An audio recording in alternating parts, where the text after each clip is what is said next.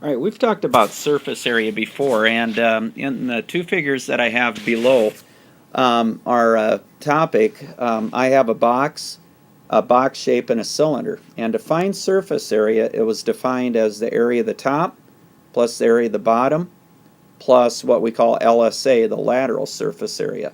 So what we did to find the surface area, and really what we talk about surface area is anything on the top, the area of the bottom, and then the area of the sides.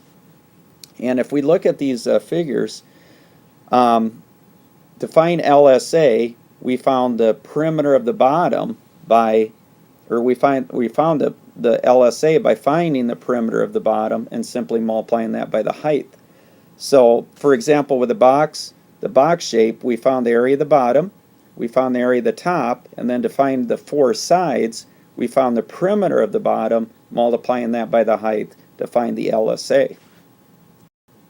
Now, as we mentioned before with volume, it's a little different with our pyramid shapes and our cone shapes. So on the left I have a pyramid, or what I've tried to sketch as a pyramid, and on the right I have a cone. Now a pyramid has that rectangular bottom, the cone has the circular bottom.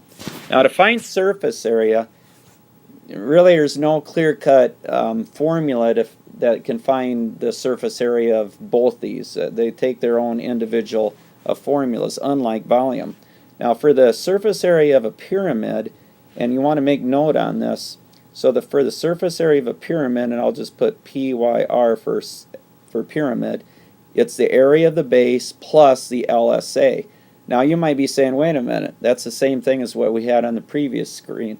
It is, but it's a little different how we figure the LSA, as we'll soon see. So for right now, just make note on the formula.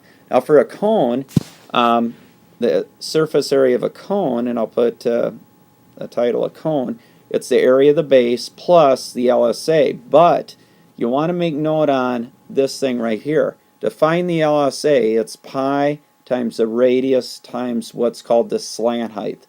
So up in my cone shape, say I have a radius of 6. Alright, so we know what R is. R is 6. And you simply take that times pi, which is 3.14. Now what do we mean by slant height?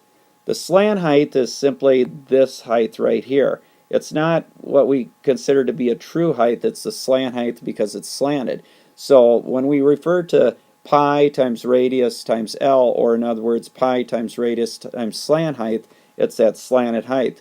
And we'll go over an example of that in a little bit.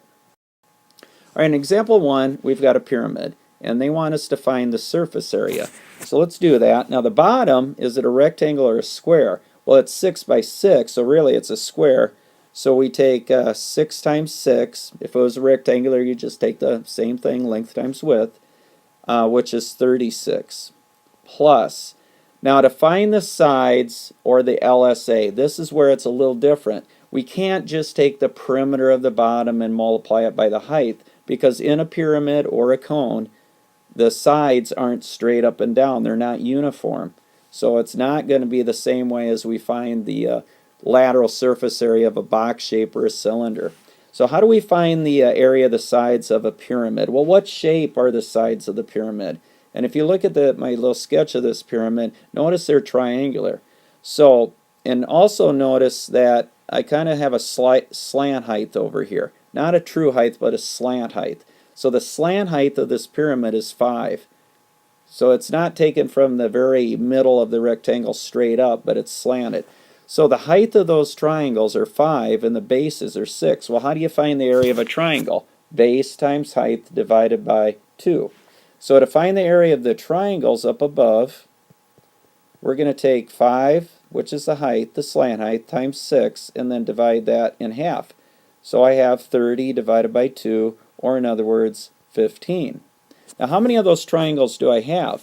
Well, if my sketch were a little better, there's going to be 4 triangular sides that you'd be able to notice. So each side is 15, and you take 15 times 4. Let's see, 15 times 2 is 30, and then double that, so it's 60. So the area of all 4 sides is 60, and then we find out that 60 and 36 then is 96. And since it's area, it's units squared. So to find the surface area of a pyramid, you find the area of the base, and then more or less you just got to find the area of the triangles. And there's 4 of them. Okay, let's take a look at example 2. Now the surface area of a cone. Now remember, a cone has that circular bottom, a pyramid has that rectangular bottom. So to find the area of the surface area of the cone, we're going to first of all find the area of the base. Well, the area of since it's a circle, we're going to find the area of the circle. And that's equal to pi times radius squared, which is 3.14 times 9 squared. And we can see the radius of the bottom is 9, which is 3.14 times 81. Now, to finish this off then, you're going to take 3.14 times 81. And if I calculate this right, we're going to get 3.14 times 81, and I get 254.34. That's the area of the bottom.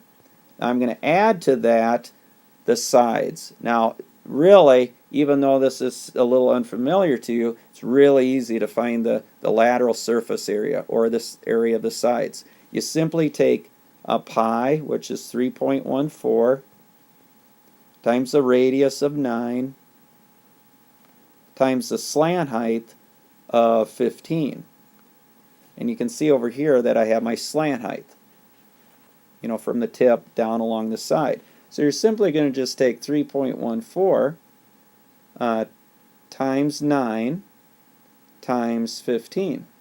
And I get 423.9. Now add that to the 254.34, and we get 678.24 units squared. And that would be the surface area of a cone.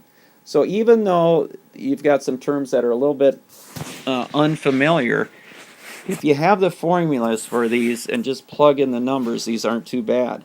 So to find the surface area of a cone, it's the area of the base times, the area of the base plus the lateral surface area, which is found by using that, pi times radius times the slant height,